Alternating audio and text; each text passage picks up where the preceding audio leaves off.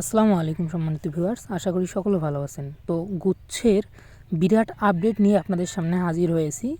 হাজী Danesh Islamic university এবং বাংলাদেশ কৃষি বিশ্ববিদ্যালয় ও শাহজালাল বিজ্ঞান প্রযুক্তি বিশ্ববিদ্যালয়ের আপডেট নিয়ে। বাংলাদেশ কৃষি বিশ্ববিদ্যালয়ের উপাচার্য জানিয়েছেন যে আমরা শিক্ষা উপদেষ্টার অনুরোধে এবছর গুচ্ছতেই থাকব। এটা নিঃসন্দেহে আমাদের জন্য অনেক বড় পাওয়া যে এবারও বাংলাদেশ কৃষি বিশ্ববিদ্যালয় কৃষি গুচ্ছে থাকছে। এরপর আমরা যদি ইসলামিক ইউনিভার্সিটির দিকে যাই, ইসলামিক ইউনিভার্সিটির উপাচার্য ডক্টর নকিব মোহাম্মদ নাসরুল্লাহ জানিয়েছেন যে মিনিস্ট্রির অনুরোধকে সম্মান জানিয়ে আমরা গুচ্ছেই থাকব।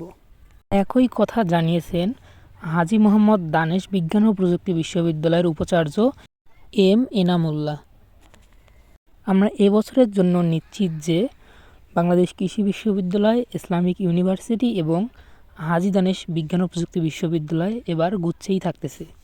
এরপর শাহজালাল বিজ্ঞান ও প্রযুক্তি বিশ্ববিদ্যালয়ের কর্তৃপক্ষ জানিয়েছেন যে আমরা এবার শিক্ষা উপদেষ্টার অনুরোধকে সম্মান জানিয়ে গুচ্ছেই থাকতে পারি।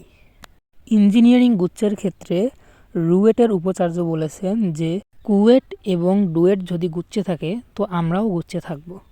তো মোটামুটি ধরে নেওয়া যায় যে এবছর গুচ্ছ ভর্তি পরীক্ষা বহাল থাকবে, কৃষি গুচ্ছ ভর্তি পরীক্ষা বহাল থাকবে এবং ইঞ্জিনিয়ারিং গুচ্ছ ভর্তি পরীক্ষাও বহাল থাকতে পারে। এবার আসি জগন্নাথ ইউনিভার্সিটি সমাচার নিয়ে। জগন্নাথ ইউনিভার্সিটিকে আহ্বান জানানো হয়েছে যে এককভাবে পরীক্ষা নেওয়ার থেকে বেরিয়ে আসুন এবং পুনরায় জেএসসিতে ফিরে আসুন।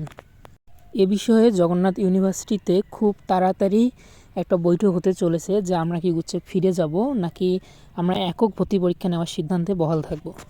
আর যারা সোর্সের কথা বলতেছেন, তো চ্যানেল 24 নিজেই এই নিউজ করেছে এবং দ্য ডেইলি স্টার, তারপর দৈনিক শিক্ষা, এরা সবাই একই নিউজ প্রকাশ করেছে। মোটামুটি ধারণা করা যায় যে এবার সাস্ট, আইইউ, এইচএসটিইউ এবং বাংলাদেশ কৃষি বিশ্ববিদ্যালয় কৃষিগুচ্ছ এবং গুচ্ছ ভর্তি পরীক্ষায় বহাল থাকবে। তো নিউজটা শুনে আপনাদের অনুভূতি কেমন সেটা অবশ্যই জানাবেন। তো এরকম ডেইলি আপডেট কিংবা কোনো ধরনের অ্যাপ্লিকেশনের তথ্য পেতে আমাদের চ্যানেলটা সাবস্ক্রাইব করে রাখতে পারেন। সবার জন্য অনেক অনেক শুভকামনা। ধন্যবাদ সবাইকে।